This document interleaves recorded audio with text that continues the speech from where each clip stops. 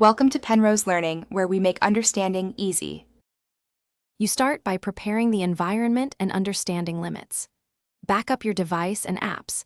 This protects data if something goes wrong. Make sure you are legally allowed to modify the target app. Do not use tools to bypass paid licenses or pirate content.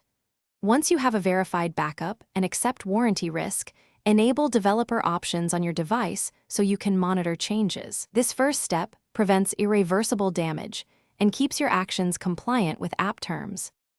Next, focus on safe, limited actions and why they matter. Use only verified builds from reputable sources. Untrusted binaries introduce malware.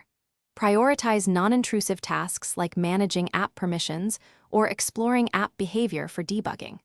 Once done, test every change on a secondary device or emulator to avoid impacting your main phone.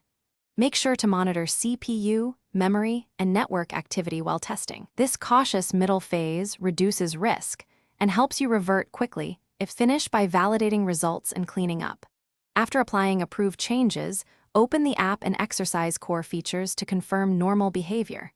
If instability appears, immediately restore from backup and document the exact change that caused the issue. Make smaller iterative changes rather than sweeping edits. This makes troubleshooting manageable.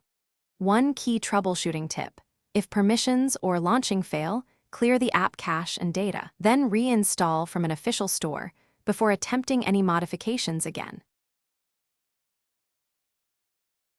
Thanks for watching. If this was helpful, leave a like and consider subscribing. See you next time.